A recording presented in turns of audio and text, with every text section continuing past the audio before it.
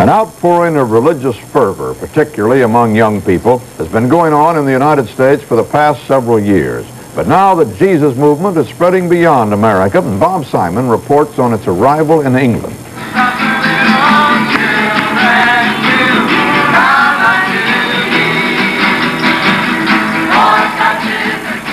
The children of God have come to England. They've brought their Bibles, their guitars, their enthusiasm, and their message to an old manor in the village of Hollingbourne in the county of Kent. The children of God, the most radical, the most controversial sect in the American-born Jesus movement, say things were getting pretty tough in Texas and California. The English countryside is literally a breath of fresh air. You gotta be a baby. You gotta be a baby. Go to heaven.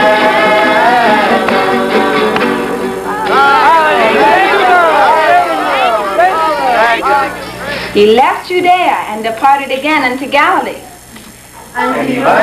The commune here isn't all that different from the American models. There's the same constant reading from Scripture, the same rigid moral code. No worldly goods, no sex without marriage, no alcohol, no tobacco, no drugs. So you know what Jesus was going to do? The children of the children of God are taught from the age of 2, not just to preach the gospel, but to practice it. That all that believed were together, had all things common, and sold their possessions and goods, and parted them to all men as every man had need. They shared everything right there. The grown-up children don't work for a living. The movement is utterly dependent on donations from outsiders. Back in the States, many outsiders were hostile. But here in Hollingbourne, the villagers have come to look on these strange people with biblical names as pretty good neighbors. I've been living here, 6 years in Hollingbourne, and I haven't anything against these fellows. I mean, everybody's their own way of living, everybody's their own religion. Like me, I'm a Catholic, I'm Irish. I could be chucked out tomorrow, but it doesn't worry me.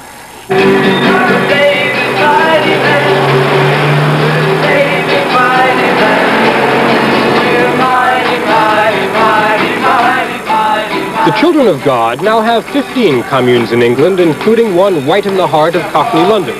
And they're spreading quickly to Europe, Africa, Australia.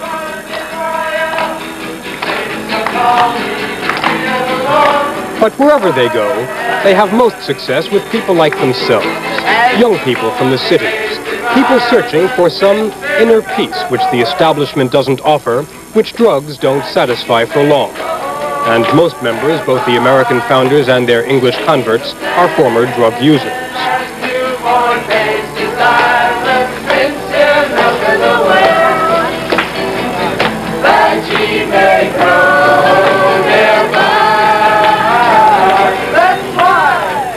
The children of God came under heavy fire in the United States.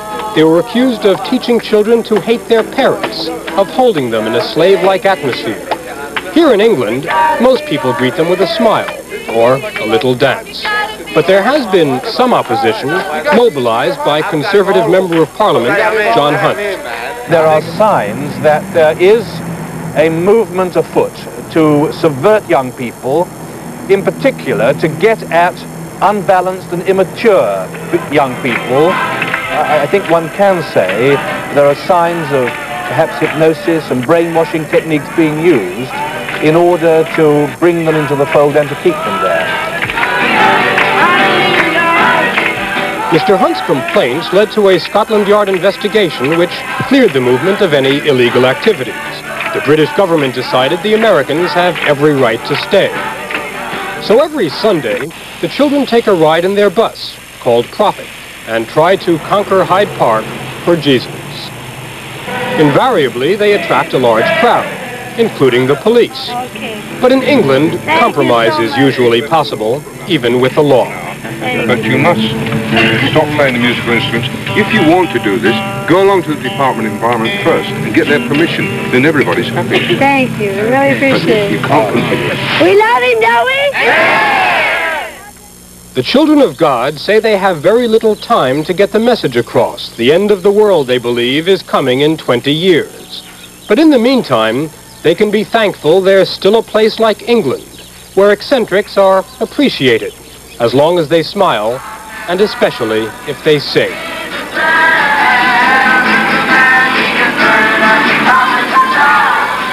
Bob Simon, CBS News, London.